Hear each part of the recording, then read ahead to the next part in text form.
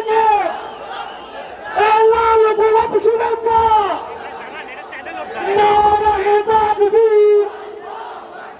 আল কোরআনের আলো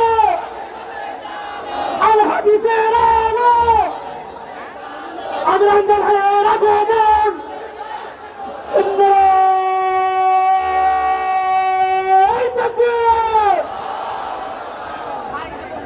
সম্মানিত উপস্থিতি, ইতিমধ্যে আমাদের প্রধান অতিথি চলে এসেছেন। আমাদের আরেকজন অতিথি আছেন, বাংলাদেশ জামাত ইসলামী বাংলাদেশ সাবেক বগুড়া জেলা আমির এবং কেন্দ্রীয় কর্পোরেশন সদস্য, দৈনিক সংবাদ পত্রিকার সম্পাদক জনাব অধ্যক্ষ শাহাবুদ্দিন। উনি একটু সালাম বিনিময় করবেন।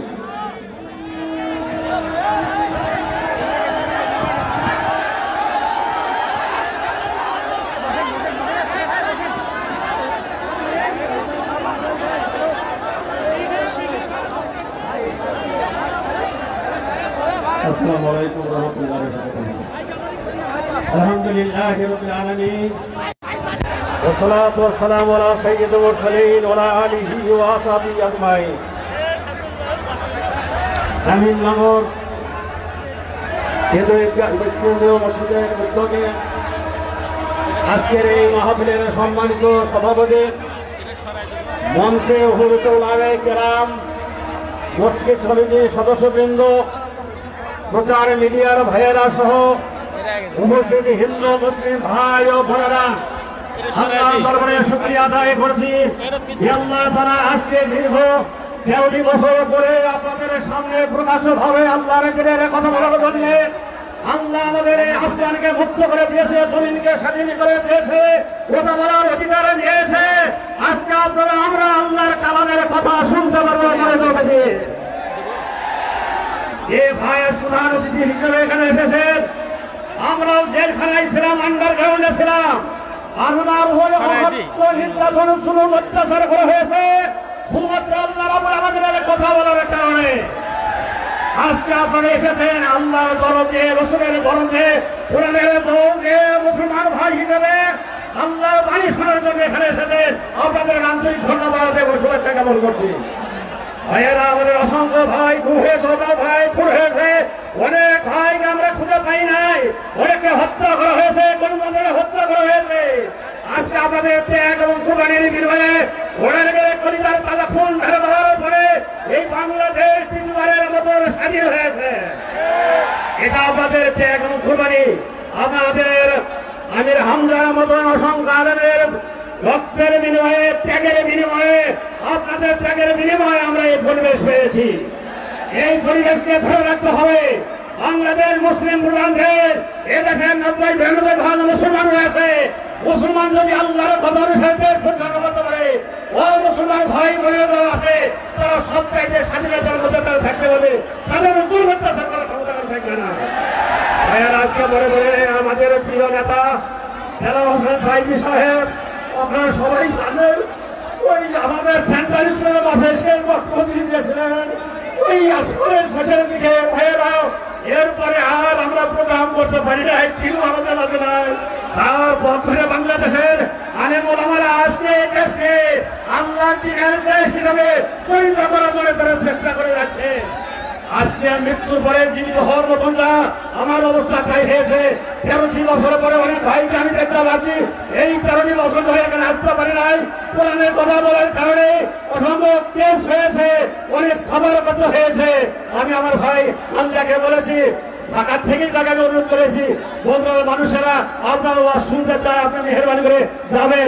আজকে উনি এসেছেন, আমরা তাকে প্রাণ ঢালা ভালোবাসা এবং সালাম জানাই, তার দীর্ঘায়ু কামনা করি। আজকে সাইদি সাহেবের অবর্তমানে তিনারা যাতে এই স্থান পূরণ করতে পারে, আল্লাহ সে তৌফিক দান করে থাকে। আল্লাহ আমিন। প্রিয় ভাইয়েরা, আমি আর কথা বলতে চাই না। আপনারা মুসলমান ভাই হিসেবে এই দেশকে ইসলামের জন্য কাজ করুন। যারা আমাদের অত্যাচার করেছে, জুলুম করেছে, আমাদের নেতাদেরকে ফাঁসির কাঠে ধরে আছে, এরাও মুসলমান ভাই বোন, এরাও নামাজ পড়ে, রোজা করে, হজ করে, জাকাত করে, এরা তসবিহ তেলাওয়াত করার পরেও এরা আমাদের ভাইদেরকে আমাদেরকে হত্যা করেছে, শহীদ করে দিয়েছে, আমাদের জুলুম অত্যাচার করছে, এরাও মুসলমান। একটা মাত্র কারণ, ওমা রাকামুন হুইল্লাহ আইয়ুমিনু বিল্লাহিল আজিজিল হামিদ। আমরা মহাপ্রাণবন্ত আল্লাহ রাব্বুল আলামিনের উপর বিশ্বাস স্থাপন করে তার কথা হয়নি হুকমে লিল্লাহ, এই জমিনে আল্লাহর আইন চালু করার কাজ করতে বলে তাদের সাথে আমাদের শত্রুতা অন্য কোনো কারণ নেই। তাই আপনারা তাদেরকে বোঝান, আপনারা তাদেরকে এগিয়ে নিয়ে আসেন, তাদের সঠিক গুরুত্ব তাদেরকে দিয়েছেন। এই আশাবাদ ব্যক্ত করে আপনাদের সবাইকে ধন্যবাদ দিয়ে আমি আমার বক্তব্য সেখানে শেষ করছি। আমাদের প্রিয় ভাই আমির হামজা আপনাদের কাছে যে কথাগুলো বলে, এগুলো নিজেদের মুক্তির জন্য ইহকাল পরকালের মুক্তির পথ হিসেবে গ্রহণ করে নিয়ে টাকা মতো থেকে থাকেন, তওবা তাহলিল করে আল্লাহর পথে এসে কাজ করা শুরু করেছেন। এই আশীর্বাদ ব্যক্ত করে আমি আমার বক্তব্য শেষ করছি। আল্লাহ হাফেজ। বাংলাদেশ জিন্দাবাদ, জামাত ইসলামী বিরোধী। আজকে এই মসজিদ যাকে কেন্দ্র করে এই প্রোগ্রাম হচ্ছে, তাদের জন্য দোয়া করেন, কমিটির জন্য দোয়া করেন, তারা আপনাদের কাছে আনন্দ এনে দিয়েছে। আসসালামু আলাইকুম ওয়া রাহমাতুল্লাহি ওয়া বারাকাতুহু। সম্মানিত উপস্থিতি, নতুন বাংলাদেশে যারা শাহাদাত বরণ করেছে তাদের জন্য আমরা দোয়া করব, মহান রব্বুল আলামিন তাদেরকে জান্নাতের সর্বোচ্চ মাকাম দান করেন। এই নতুন বাংলাদেশ করতে গিয়ে যারা আজকে হাসপাতালে কাতরাচ্ছে, চোখ হারিয়েছে, পা হারিয়েছে, হাত হারিয়েছে, মহান রব্বুল আলামিনের কাছে আজকে আমরা দোয়া করব তাদেরকে যেন সুস্থতার সহিত আমাদের মাঝে ফিরিয়ে আনেন। এ পর্যায়ে আমাদের আজকের প্রধান আকর্ষণ, প্রধান অতিথি, প্রধান মেহমান, আমরা যার আশায় দীর্ঘদিন থেকে বগুড়াবাসী আশা করেছিলাম, আমাদের সকলের প্রিয় ব্যক্তিত্ব আজকে এই মুহূর্তে আমাদের কাছে কোরআন হাদিস থেকে ওয়াজ করবেন হাফেজ মুফতি মাওলানা আমির হামজা। কুষ্টিয়া লিখেছে, আমরা ওনাকে কুষ্টিয়ার একক জেলা হিসেবে দেখতে চাই না।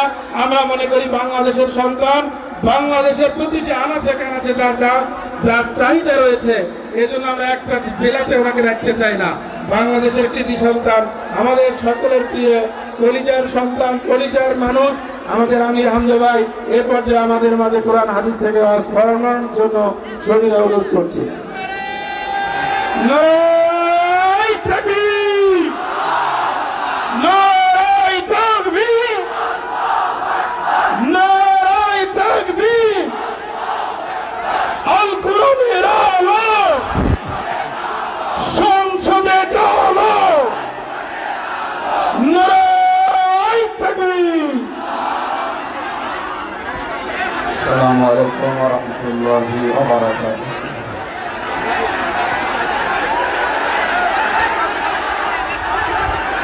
সম্মানিত একটু আপনারা যারা এখানে আছেন,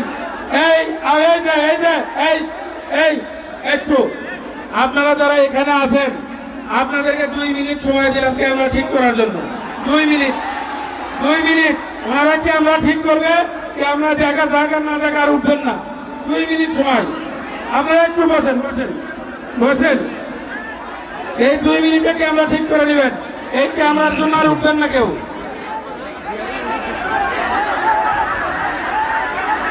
ইন্নাল হামদালিল্লাহি ওয়াস সালাতু ওয়াস সালামু আলা রাসূলিল্লাহ।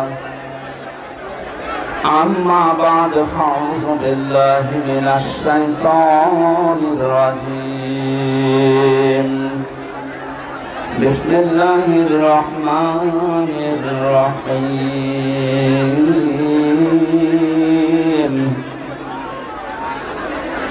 ونريد أن نمن على الذين استضعفوا في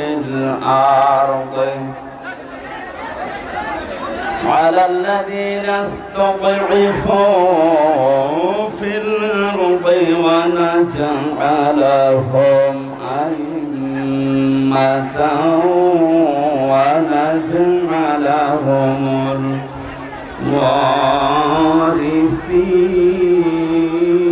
الوارثين.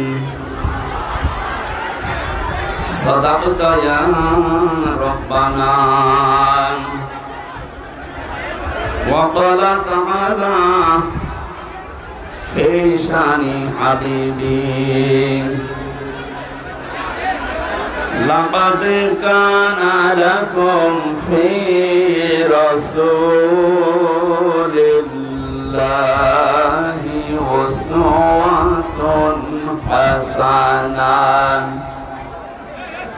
أسوة حسنة لمن كان يرجو الله واليوم الآخر وذكر الله كثيرا صدقت يا ربنا.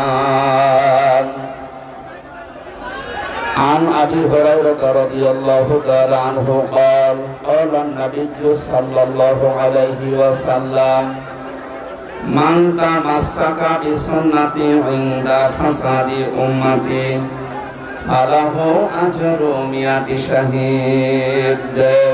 رواه ابن ماجه. اللهم صل على محمد وآله وصحبه وبارك وسلم. الحمد لله.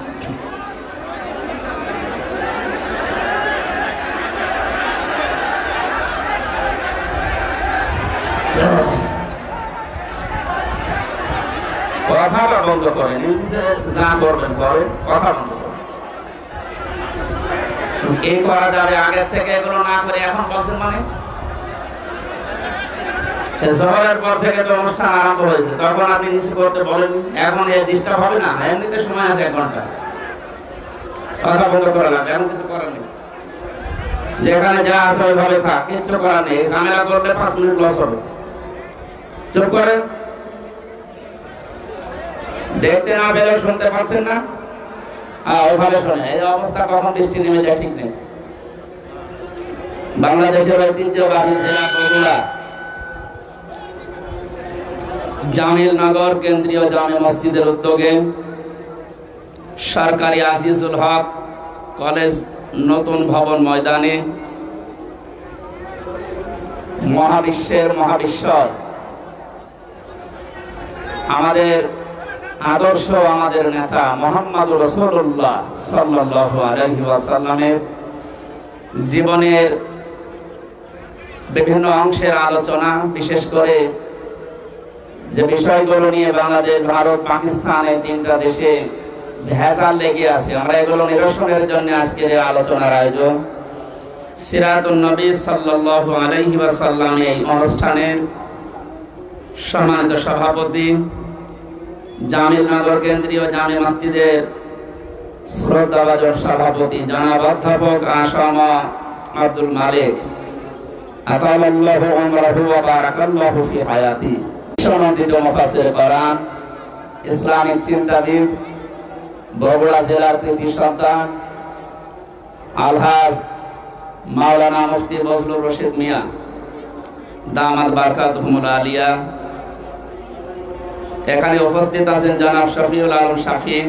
হচ্ছে এই কঠিন পরিস্থিতিতে নবীদের সিরাত শোনার জন্য যারা এত পাগল, আমার মন ডেকে বলছে বিশ্ব নবী যদি এখন বাংলাদেশে আসতেন, আমার মনে হয় বগুড়ার এই যুব সমাজ হযরতে তালহার মতো জীবন দিয়ে হলেও পাহারা দিতেন। এই দৃশ্যটা আল্লাহ যেন আরশ থেকে দেখে এ জেলার মানুষদেরকে বিশ্ব নবীর আশিক হিসাবে কবুল করে।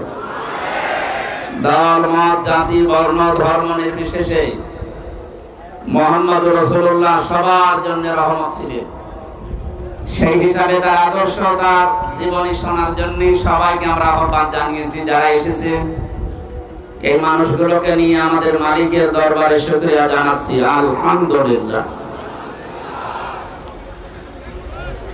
বাংলাদেশ দ্বিতীয়বার স্বাধীন হওয়ার পরে আমরা শুনছিলাম ঘোষকের মুখ থেকে বৈষম্য বিরোধী ছাত্র আন্দোলনে যারা জীবন দিয়েছে, আপনাদের এই পাশের বিভাগ রংপুর, এটা তো রাজশাহী বিভাগের ভেতরে, পাশের বিভাগ রংপুরের কৃতি সন্তান, বীর সন্তান শহীদ আবু সাইদ। কিছুদিন আমি আগে গিয়েছিলাম তার কবরে। তার বাবা বলছিল যে ছোটবেলা থেকে প্রতিবাদী, মুসলমানদের এইটাই হওয়া উচিত। আমরা তো বিড়ালের জাতি না, আমরা সিংহের জাতি, আমরা প্রতিবাদী। প্রতিবাদ বন্ধ হয়ে গিয়েছিল, এই জন্য 15.5 বছরে সালেমরা যা ইচ্ছা তাই করেছে। প্রতিবাদ আমাদের অব্যাহত থাকবে। শহীদ আবু সাইদ, মীর মুগ্ধর মতো কেউ যেন আর কিয়ামতের আগে বাংলার চেয়ারে কোন জালেম বসতে না পারে ইনশাআল্লাহ। এত আরামের জিনিস ছেড়ে দেওয়ার পরে অনেকের মাথা খারাপ হয়ে গেছে, আমরা দেখতে পাচ্ছি। এক লোক ঊর্ধ্বশ্বাসে দৌড়াচ্ছিল, ছেলের সাথে দেখা রাস্তায় ডাক দিয়ে বলছে, আব্বা তুমি কোথায় যাও? বলে, ওরে ভাই চুপ কর। ভাই মানে? বাড়ি দিয়ে যে বলছে, আম্মা আমি আর দুনিয়ায় বাঁচবো না। কেন? আব্বা আমাকে রাস্তায় মানুষের সামনে ভাই বলে ডাক দিয়েছে। মহিলা বলছে, কি এত বড় ক্ষমতা তোর বাবার? ও বাড়িতে আসো। বাড়িতে আসার পরে জিজ্ঞাসা করছে, ওগো তুমি নাকি রাস্তায় লোকের সামনে ছেলেকে ভাই বলে ফেলেছো? ওরে মা, গরু হারালে এরকম হয়। 50-60 হাজার টাকার একটা গরু হারিয়ে গেলে যদি অবস্থা হয়, এরকম একটা অবৈধ রাষ্ট্র হারিয়ে গেলে কি অবস্থা হয় আপনি টের পাচ্ছেন না? মাথা এখনো ঠিক হয়নি। এই জন্য গতকালকেও বলেছে আমি পদত্যাগ করিনি। পদত্যাগ করে নিয়ে এই ভিডিও কি বানানো নাকি? রাষ্ট্রপতি নিজেই বলছে উনি আমার কাছে পদত্যাগ পত্র জমা দিয়ে গেছে, আর আপনি বলছেন করেননি। এত লোভ আপনার ক্ষমতার। বোঝা যাচ্ছে গরু হারালে মানুষের মাথা যেমন খারাপ হয়ে যায়, আপনারও মনে হয় খারাপ হয়ে গেছে। এজন্য ওনার ছেলে পরশুদিন স্ট্যাটাস দিয়েছে, আমার মার মাথা খারাপ, ওনার কথা আপনারা কিছু মনে করবেন না। তার আগের দিনে স্ট্যাটাস দিয়েছে, জয় সাহেব দেশের মানুষ আমার মাকে কুকুরের মতো তাড়িয়ে দিয়েছে। কি সুন্দর সুন্দর স্ট্যাটাস, সুবহানাল্লাহ বলেন। সুতরাং শোকে দুঃখে যারা উল্টাপাল্টা বকছেন, জালেমদের দোসর এখনো যারা এই দেশে ছড়িয়ে ছিটিয়ে আছে, তাদেরকে সাহস জোগাতে অনেকে বসে চট করে ঢুকে পড়বো, আসেন। কত মানুষ অনেকের চামড়া দিয়ে ডুগডুগি বাঁচাবে বলে বসে আছে, বিশেষ করে আবু সাইদের মা। আপনাকে যদি পাই, সত্যি আপনার এক টুকরা চামড়া ওর লাগবে। বহু মানুষ এরকম যারা অনেক কিছু হারিয়েছে, আশায় আছে। আমরা দেখতে পাচ্ছি এদেশের অনেকে এখন একটু সুর লাগিয়েছে যে ওনাদেরকে সামনে আনতে দিন। এটা কিন্তু একটা টোপ। আশা করছি আপনি ভুল করবেন না। কোরআনে কারিমের এই অনুষ্ঠানে যেহেতু নবীর জীবনী শোনার জন্য আমরা এসেছি, এই পৃথিবীতে শ্রেষ্ঠ অনুষ্ঠান দুইটা, কোরআনের আলোচনা আর নবীজির আদর্শের আলোচনা। এর উপরে দুনিয়ার কোনো উত্তম আদর্শ, উত্তম আলোচনার অনুষ্ঠান নেই। এটা এখন ইবাদত চলছে। যে ইবাদতে কষ্ট বেশি হয়, ওই ইবাদতে সওয়াব বেশি হয়। এই জন্য যেহেতু দুইটা অবস্থা, নিচে ভেজা উপরে বৃষ্টি পড়ছে, কঠিন অবস্থায় যারা আসলাম বলেন আলহামদুলিল্লাহ। দরুদ আর সালাম পড়ছি আমাদের নবী মুহাম্মদ রাসূলুল্লাহ সাল্লাল্লাহু আলাইহি ওয়াসাল্লামের প্রতি। অবস্থা ভালো না, এটা আমি খুব তাড়াতাড়ি করছি। কোরআনে কারিমের 6666 আয়াত থেকে সূরা আহজাবের 21 নম্বর আয়াতটা বেছে নিচ্ছি। সূরা কসসের যে সুসংবাদটা, এটা আপনাদেরকে শোনাতে চাই। আল্লাহ পাক বলেন, নুরিদু আন নামুন্না আলাল্লাযীনা ইসতাদঈফু ফিল আরদি ওয়া নাজআলাহুম আইম্মাতাও ওয়া নাজআলাহুমুল ওয়ারিসিন। এই পৃথিবীর ময়দানে ফেরাউন হয়েছিল, যতগুলো দল আছে কাউকে কিছু বলবো না, শুধুমাত্র মুসা আলাইহিস সালামের যে অনুসারী যে দল, এই দলকে আমি ধ্বংস করে দেব। হাজার হাজার বছর আগে ফেরাউন বুঝতে ভেতরে 4টা বিষয় আল্লাহ জানিয়েছেন। 104 নাম্বার আয়াত। দল করতে আমরা জানি 4টা জিনিস লাগে। 1 নাম্বারে নেতা লাগে। কি লাগে? নেতা ছাড়া দল হয়? কোরআনে কারিমের জন্য বিশ্ব নবীকে আল্লাহ হে নেতা এই শব্দ বলে ডাক দিয়েছেন। ইয়াসিন। আর আমিন দিলেন কেন? শুধুমাত্র এই জগতে না, যত জগৎ আল্লাহ বানিয়েছে, যত গ্রহ উপগ্রহ আছে, যেখানে আপনি বাস করেন না কেন, আপনাকে মুহাম্মদ রাসূলুল্লাহকে নেতা মানা লাগবে। যে নেতা এ শব্দ আল্লাহ পাক বলেন কিয়ামতে প্রতিটি মানুষকে আমি আল্লাহ আমার সামনে বিচার করার জন্য ডাকবো তার নেতার সাথে। ও বগুড়াবাসী, আগে নেতা পেছনে কর্মী। আপনার বিবেকের কি অবস্থা? আল্লাহ মাফ করবে বলে মনে হয়?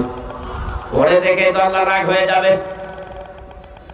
অনেকে মনে করে জান যে নামাজ পড়ি, রোজা রাখি, আমার দাড়ি আছে, পাগড়ি আছে, জুব্বা আছে, আমি নবীর মিলাদ পড়ি, হজ করি, আসলাম, আমার বউ পর্দায় থাকে, এরপর আল্লাহ জাহান্নামে দেবে। কেন দেবে একটু শোনেন। সূরা আরাফ 8 নাম্বার পারার 20 নাম্বার পৃষ্ঠার 3 নাম্বার লাইনের 83 নাম্বার আয়াতে আছে ফানজাইনাহু ওয়া আহলাহু ইল্লা মারাআতা কানাত মিনাল গাবিরিন। আসরের সময় পাঠিয়ে বললাম আপনার উম্মতদেরকে নিয়ে আপনি এখান থেকে চলে যান। মাগরিবের সময় আল্লাহর গজব এখানে নাযিল হবে, সবাইকে নিয়ে যাবেন, কিন্তু ইল্লা মারাআতা আপনার স্ত্রীকে নেবেন না। বগুড়াবাসী খুব খেয়াল করে মিলান। প্রশ্ন আসতে পারে আমাদের যে হুদ লূত নবীর স্ত্রীর চরিত্র খারাপ ছিল? না, পৃথিবীর কোন নবীর স্ত্রীর চরিত্র খারাপ ছিল না, কারণ কোন হারাম রক্তের ভেতরে আল্লাহ নবীদের রক্ত প্রবেশ করান নাই। কারণ প্রতিটি নবী এই পৃথিবীতে নেতা ছিলেন। নেতাদের চরিত্র যদি খারাপ হয়ে যায়, পেছনে যারা আসবে ওদের চরিত্র আরো খারাপ হবে। এজন্য কোন নবীর রক্ত আল্লাহ হারাম রক্তের ভেতরে প্রবেশ করার নাই। অথচ পৃথিবীতে আমরা অনেককে দেখি বিশ্ব নেতা বলে দাবি করে, অথচ জন্মে ঠিক নেই। আপনারা আবার এই দেশে মনে করেন না, অনেক দেশে আছে। তাদের জীবনীগুলো পড়লে দেখা যায় বাবা এক ধর্মের, মা এক ধর্মের, যদিও তার চরিত্র খারাপ ছিল না। লূত নবীর স্ত্রীর চরিত্র ভালো ছিল, সে চরিত্রহীনা ছিল না। কিন্তু যখন আল্লাহ গজব দিলেন, তার স্ত্রীকে আল্লাহ ধ্বংস করে জাহান্নামে দিয়ে দিলেন। আমি একটা দুইটা না, যতগুলো তাফসীর আমার জীবনে দেখেছি, সব মুফাসসির আয়াতের ব্যাপারে একমত। আমি এটা প্রথমে বুঝছিলাম না। প্রোডাক্টিভ মুসলিম বলে একটা বই আছে, ওনার কাছে প্রায় 100 উপরে বই ছিল, কিন্তু হিন্দু কারারক্ষী এই কারণে ওনার কাছে বই থাকতে দিত না। বই যদি কাছে থাকতে না দেয়, বাধ্য হয়ে যারা ইসলাম বোঝে, কিন্তু এমন মানুষকে আপনি সাপোর্ট করেন যার চরিত্র ভালো না, এরকম মানুষ দেশে নেই। লোক নবীর স্ত্রীকে যদি আল্লাহ চরিত্রহীনদের সাপোর্ট করার কারণে জাহান্নামে দেয়, এই গোষ্ঠীয়া কি পৃথিবীর ভেতরে না? শুধুমাত্র 228টা রাষ্ট্র নিয়ে পৃথিবী গঠিত। এখান থেকে আরো শত গ্রহ আছে। কেউ যদি বলে আমি মঙ্গল গ্রহে বাস করি, যে শব্দ থেকে 3 নাম্বারে লাগে আমরা দেখেছি প্রতীক লাগে। এই পৃথিবীর সর্বশ্রেষ্ঠ প্রতীক হচ্ছে দাড়িপাল্লা। আপনি বাংলাদেশের হাইকোর্টে যান, এখানে আসলে ন্যায় বিচার পাওয়া যাবে। যে প্রতীক দিয়ে আমাদেরকে আপনি দেখাচ্ছেন যে এখানে ন্যায় বিচার কায়েম হয়, এই প্রতীকের মানুষগুলো যদি সত্যি সত্যি ওই জায়গায় যেতে পারে, ন্যায় বিচার কত প্রকার কি কি আপনি চোখে দেখতে পাবেন। বাংলাদেশ জামাত ইসলামীর কেন্দ্রীয় আমির, আমার তো মনে হয় আমার চোখে দেখা, আমি জেলখানায় ওনার সাথে যতদিন ছিলাম আমি দেখেছি তার ঈমান, তার আমল, তার আখলাক, এমনকি তার যে তাওয়াক্কুল আল্লাহর উপরে, যে ইখলাস নিয়ে তিনি কাজ করেন, এটা জীবিত ওলি একজন। এই মানুষটা ঘোষণা দিয়েছে বাংলাদেশে অনেকেই মেয়েদেরকে বোঝাচ্ছে, জুসুর ভয় দেখায় যে ইসলাম যদি ক্ষমতায় যায় তোমাদেরকে ঘরবন্দি করে ফেলবে।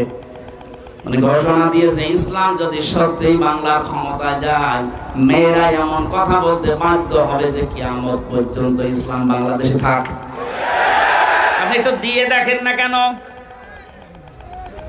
প্রতীক যখন টাঙানো দেখে বলছেন যে না এটা ন্যায় বিচারের প্রতীক, এ প্রতীক যদি সামনে আসে আপনি হাতের কাজ করবেন তো?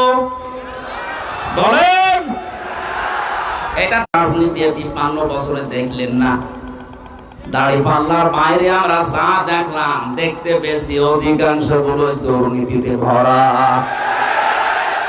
গত কয়েকদিন আগে বাংলার এক নাস্তিক অধ্যাপক আনিসুর রহমান আল্লাহকে বিশ্বাস করে না, কিন্তু এই দেশের দাড়ি পাল্লাওয়ালা মানুষগুলোকে দেখে সে ঘোষণা দিয়েছে 5টা বছর যদি এদের হাতে জিত। আমাদের অফিসের নাম কি?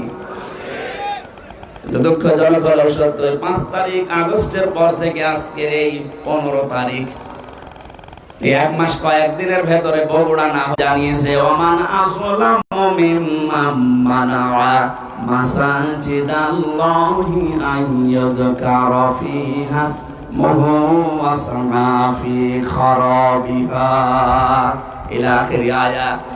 সূরা বাকারা প্রথম নাম্বার 12 17 নাম্বার পৃষ্ঠা 4 নাম্বার লাইনের 114 নাম্বার আয়াতের প্রথম অংশে আছে।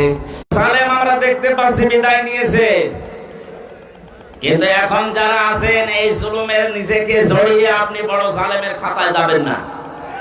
আল্লাহর ঘর মসজিদ এই দেশে পৃথিবীতে আল্লাহর বান্দা যারা দাবি করে, সুতরাং আল্লাহর ঘোষণা দেওয়া নেতা দুনিয়ায় কয়জন বলেন?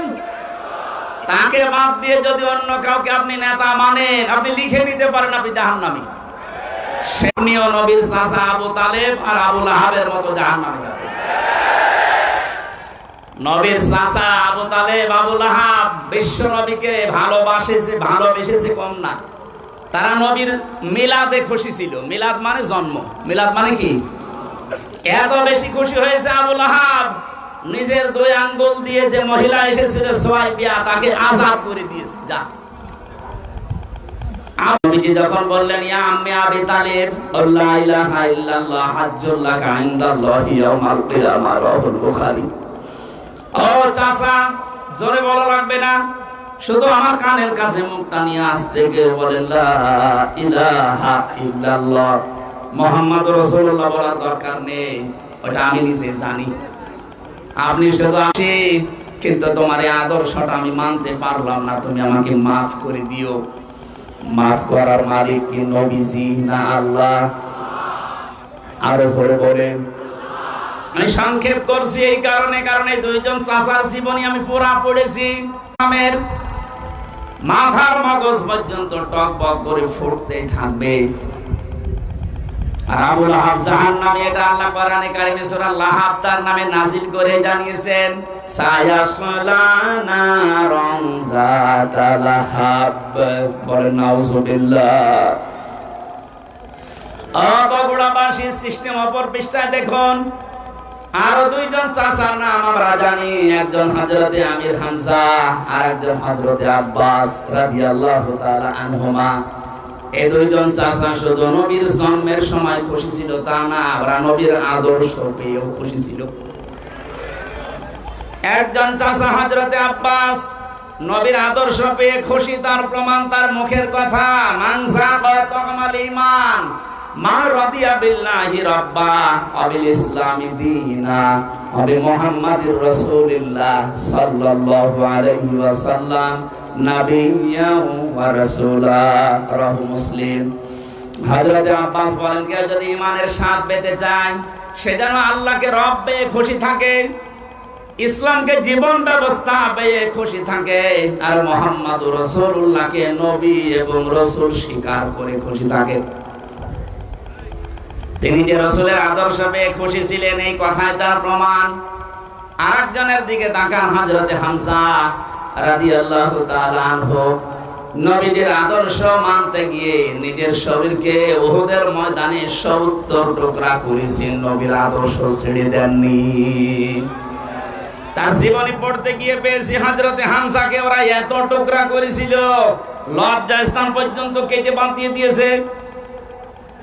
শেষ পর্যন্ত বিভিন্ন জায়গায় পাহাড়ে লতা পাতা দিয়ে নবীজি তার লাশটা যখন ঢাকলেন, মাথা থেকে পা পর্যন্ত তার নিজের পাগড়ি দিয়ে ঢেকে দিলেন, পাহাড়ের লতা পাতা দিয়ে পায়ের শেষ অংশে ঢেকে দিলেন, ডাক দিয়ে বললেন রব্বুল আলামিন, আমার এই চাচা হামজার উপরে আমি এ পর্যন্ত খুশি আছি, হে আমার মালিক তোমাকে বলছে তুমি আমার চাচা হামজার উপরে খুশি হয়ে যাও। বগুড়াবাসী আগে 2জন চাচাও তো আদর করেছে, মহব্বত দেখিয়েছে, ভালোবেসেছে, কিন্তু জন্মে কথা বলেন না কেন? ওই 2জন চাচার শুধু মহব্বত ছিল, ভালোবাসা ছিল, আদর ছিল, জন্মে মিলাদে, কিন্তু আদর্শ মানতে তারা নারাজ। এই দুইজন চাচা জন্মেও খুশি, আদর্শ পেয়ে খুশি, তাদের জন্য নবীজির বক্তব্য দেখে, হে আমার মালিক, আমার চাচা হামজার উপরে আমি এ পর্যন্ত খুশি আছি, তোমাকে বলছি তুমি আমার মালিক হিসাবে আমার চাচার উপরে খুশি হয়ে যাও। নবীজি যদি কথা বলে কারো পক্ষে আল্লাহ খুশি না হয়ে পারবে? বুঝতে পারলাম এই চারজনের জীবনী পড়ে দুইজনে শুধু মিলাদ নিয়ে খুশি, জাহান্নামী, দুইজনে মিলাদেও খুশি, সিরাতেও খুশি, এজন্য দুইজনে জান্নাতি। আশা করছি আমার কথার অর্থ বুঝেছেন। এবার আসেন কেন বিশ্ব নবী মুহাম্মদ রাসূলুল্লাহকে এই পৃথিবীর ময়দানে আদর্শ হিসাবে মেনে নেওয়া লাগবে। আমি 27টা কারণ পেয়েছি কোরআন আর সিরাতের কিতাবে, একটা একটা করে যে কয়টা বলা যায় দেখে। রব্বুল আলামিন বলেন, লাকাদ কানা লাকুম ফি রাসূলিল্লাহি উসওয়াতুন হাসানাহ ইলা আখির আয়াত। অবশ্যই আমি তোমাদের জন্য মহত্তম আদর্শ লুকিয়ে রেখেছি আমার রাসূলের জীবনে। আমার এখানে দুইটা প্রশ্ন। আল্লাহ পাক বিশ্বনবী মুহাম্মদ রাসূলুল্লাহর নাম জানতেন না? কথা বলেন না কেন? ওনার নাম যে মুহাম্মদ, এই শব্দটা আল্লাহ জানতেন না? ফি রাসূলিল্লাহ দিলেন কেন? আমাদের আদর্শ মানা রাখবে মুহাম্মদ ইবনে আব্দুল্লাহকে, না রাসূলুল্লাহকে। এবার আমার প্রশ্ন, উনি রাসূল হয়েছিলেন কি জন্মেই? বলুন।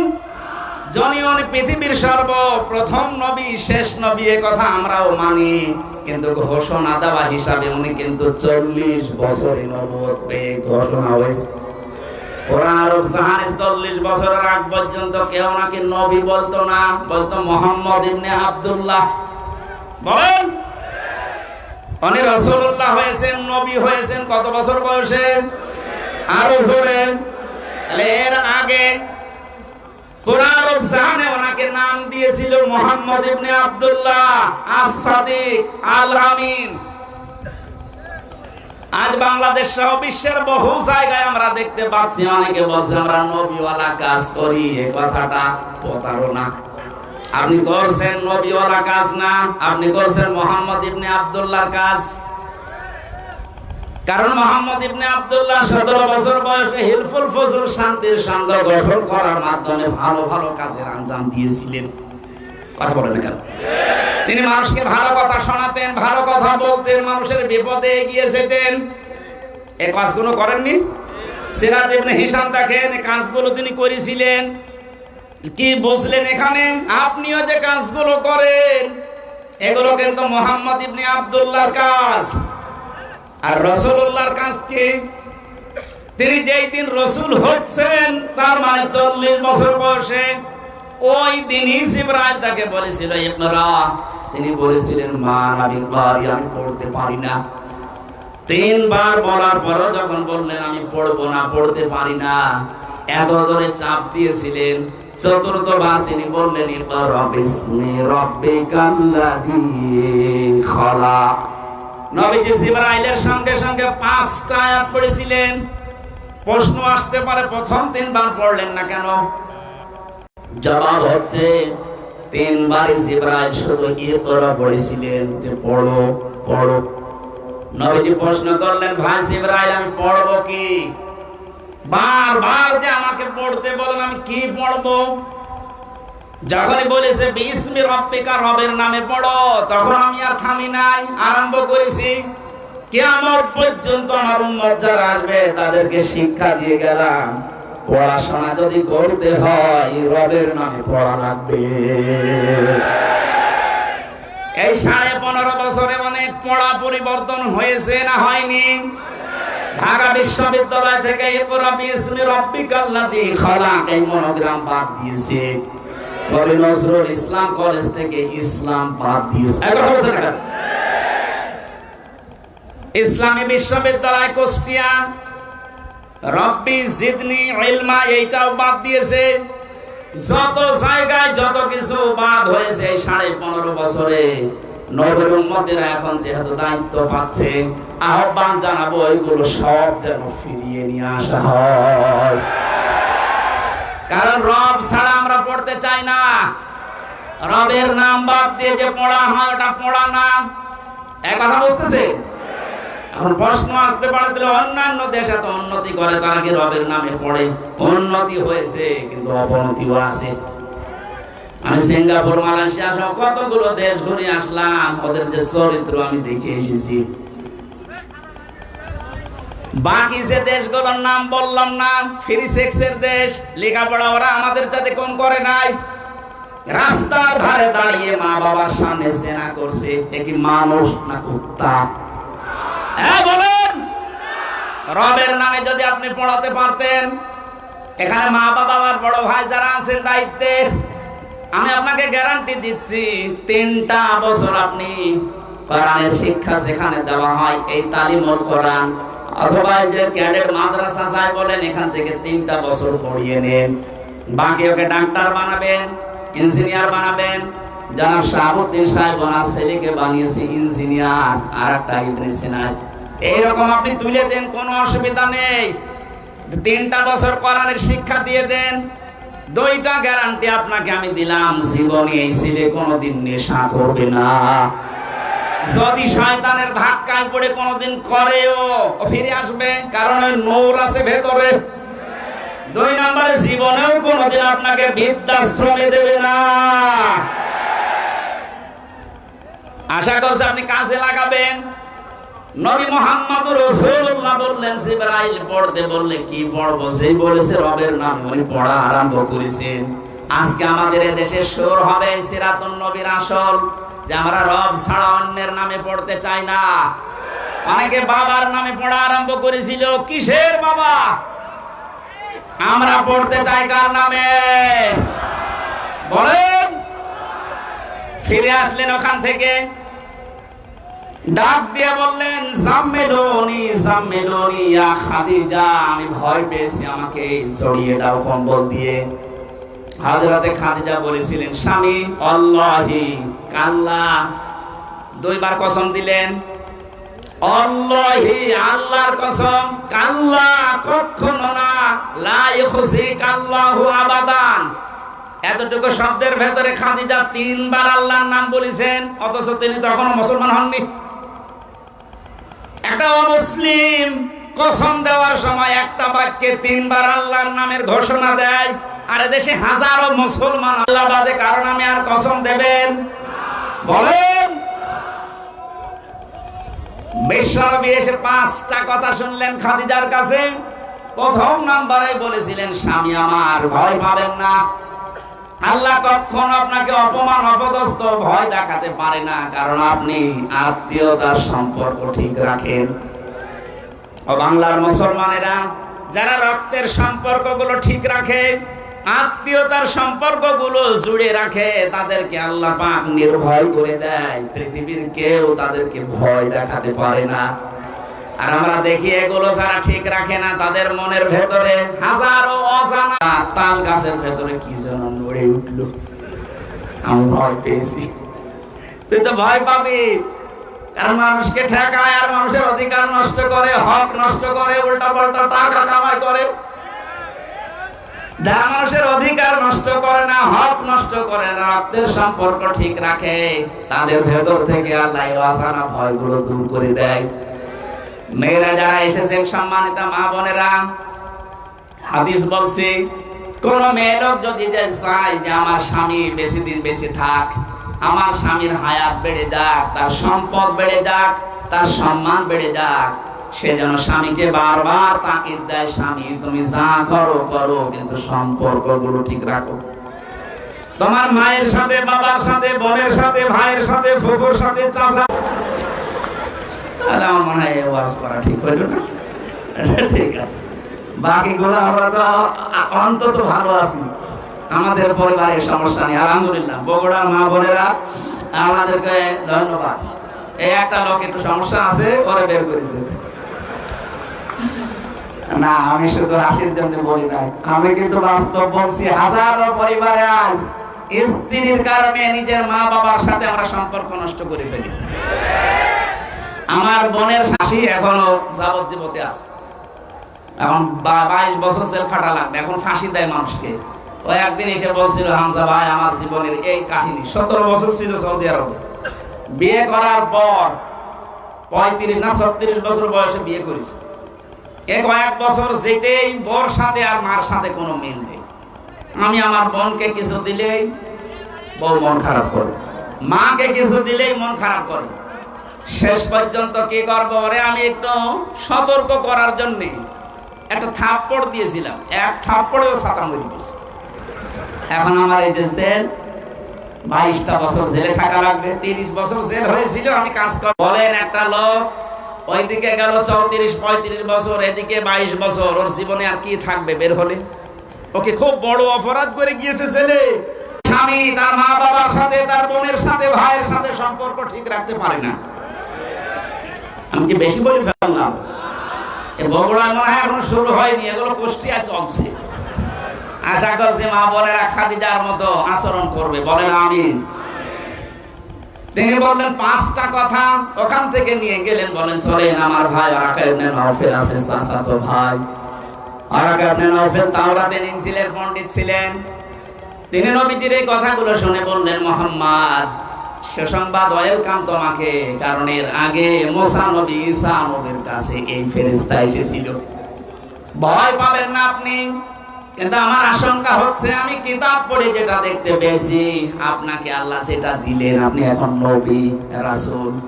এই নবী রাসূল যারাই হয়েছিল, মুসা নবী, হযরতে ঈসা নবী, তারা রাসূল ছিলেন, কিতাব পেয়েছিলেন, জিবরাইল এসেছিল। এজন্য এলাকার মানুষেরা তাকে এলাকায়ও থাকতে দেয়নি, হত্যা করার জন্য চেষ্টা চালিয়েছে। আপনার কপালে এটা আসবে, জাতির লোকেরা আপনাকে শেষ পর্যন্ত দেশ থেকে তাড়িয়ে দেবে। আমি যদি ওই সময় বেঁচে থাকি, আমি তোমাকে সাহায্য করব। ও বগুড়াবাসী যারা বলেন নবীওয়ালা কাজ করি, নবী তো নবী 40 বছর হওয়ার পরে কাজ শুরু করেছিলেন। কাজ শুরু করার পরে তার প্রথম ঘোষণা যে আপনি দেশে থাকতে পারবেন না। 82 বার নবীকে হত্যা করার জন্য টার্গেট নিয়েছিল ইহুদিরা। সুতরাং নবীওয়ালা কাজ এই পৃথিবীতে তারা করছে যারা 24 ঘন্টা নবীর মতো আতঙ্কে থাকে, আর যাদের কোনো চিন্তা নেই, দুশ্চিন্তা গো ফুর্তি করছে। এ মানুষগুলো নবীওয়ালা কাজ না, এদের মোহাম্মদ ইবনে আব্দুল্লাহর কাজ হচ্ছে। নবীওয়ালা কাজ করতে হলে অবশ্যই 40 থেকে 63 এই 23 বছর অনুসরণ করা লাগবে। কথা বলে না কেন? এবার আসেন কেন করা লাগবে।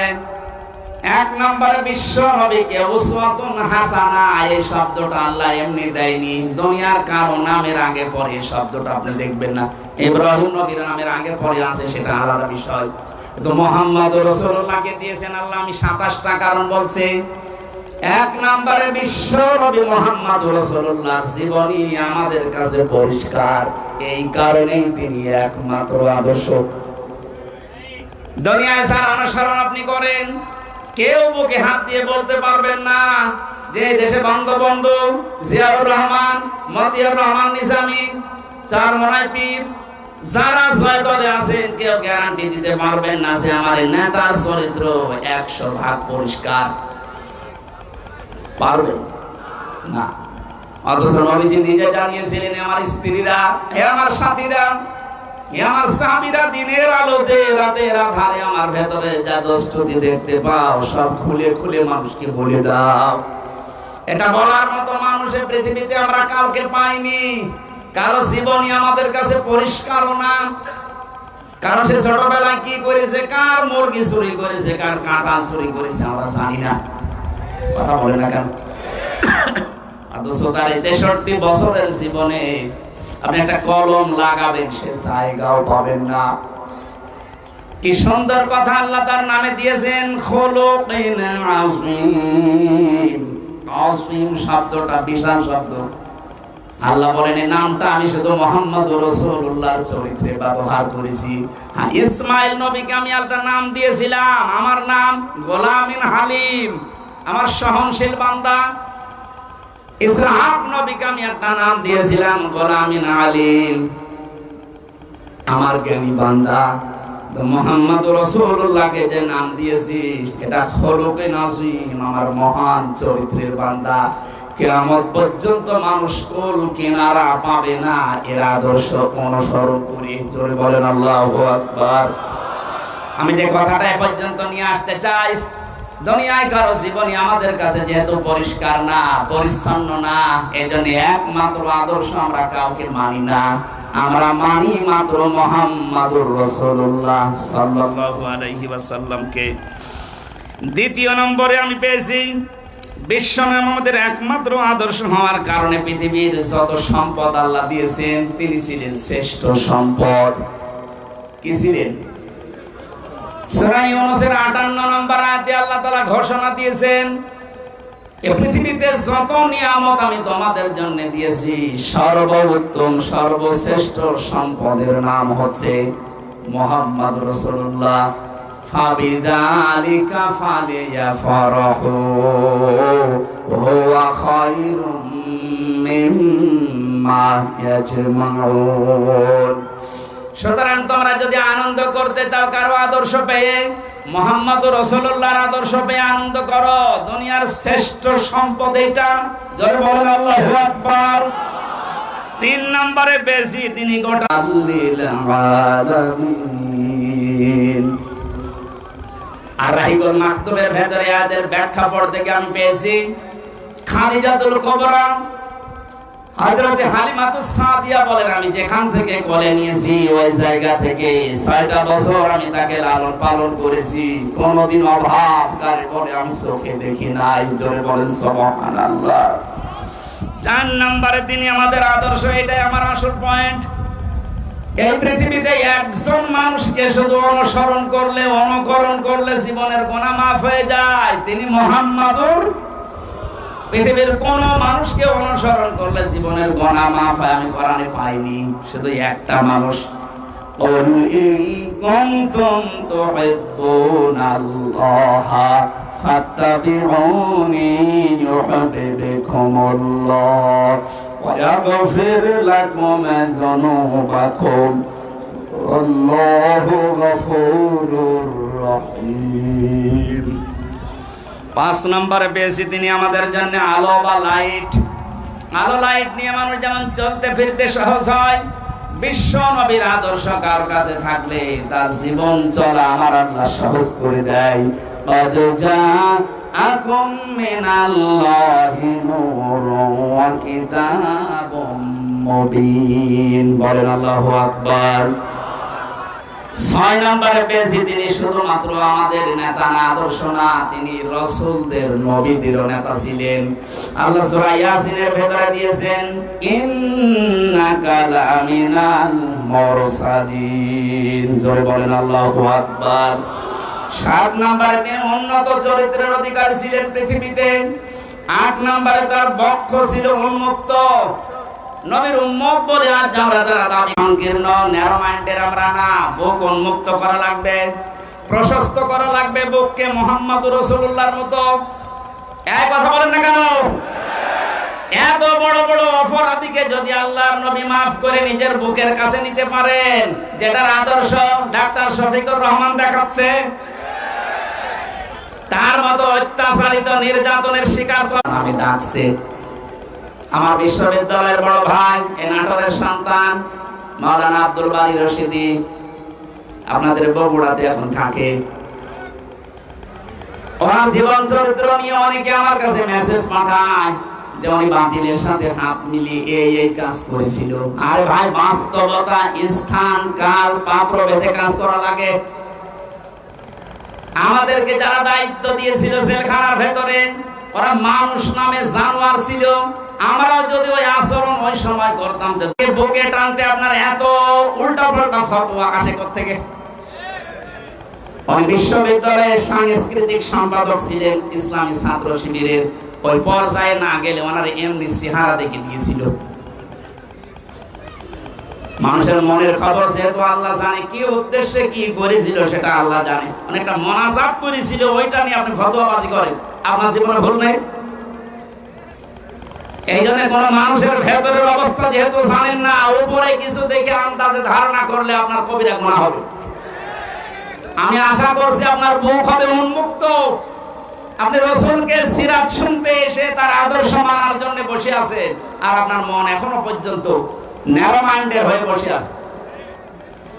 এখন যে অবস্থা চলছে, আমরা যদি সব একটা একটা করে মাইনাস করে দিই, এই যে 14% মানুষ এই দেশে এখনো জালেম আছে, জালেমের উত্তর শুনি। কালকে আন্তর্জাতিক রিপোর্ট পেয়েছি একটা, এদেশের 28 জন মানুষ, 100 জনের 28 জন জাতীয়তাবাদী দল বিএনপি যেটা নাম শুনি আমরা, এনাদেরকে সাপোর্ট করছে।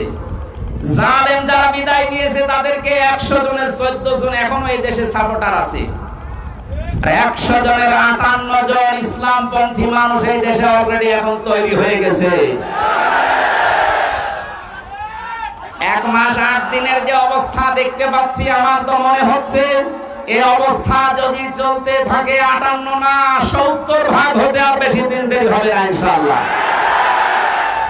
53টা বছর বাবা চালিয়েছিল, চাচা চালিয়েছে, স্বামী চালিয়েছে, বউ চালিয়েছে, ভাবিও চালিয়েছে। শুধুমাত্র কোরআন দিয়ে দেশ চললে কেমন দেখা যায় এটা বাকি আছে। এটা এবার দেখার সময় এসেছে। এটা দেখতে চান না যে এটা দিয়ে বাংলাদেশ চলুক? কারা কারা চান দেখে? লিল্লাহে তাকবীর।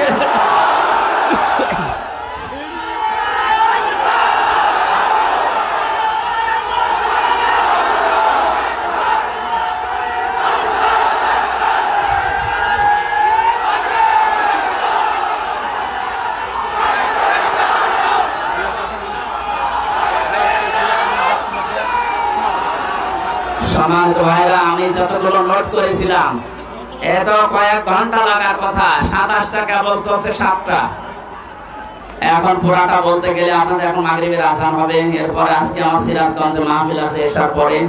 এই মাহফিলটা আসলে আব্দুল কিং বজলুর রশিদ মিয়া আমার চাচা জোর করে নিয়েছে। আমাদের তো মাহফিল আজকে 2টা ছিল, আর আমি পারছি না, কারণ ভেতরে থেকে যা খাওয়িয়েছে ওরা, আমিও পারি না, আপনারা ছাড়েন না, আল্লাহু আকবার, এরকম হয়ে যাচ্ছে। আমার একটু বাঁচিয়ে রাখেন, যে গরু দিয়ে চাষ করে খাবেন, গরু যদি মরে যায় অন্তত আমার একটু ছাড় দেন। আমি পুরাটা শেষ করতে পারলাম না। আগামীতে কোনো জায়গায় আব্দুল বারী রশিদি, আব্দুল সালাম যুক্তিবাদী, এদের মাধ্যমে কয়েকটা মাহফিল নিয়েছি আপনাদের আশপাশে, যেখানে আসবো ইনশাআল্লাহ।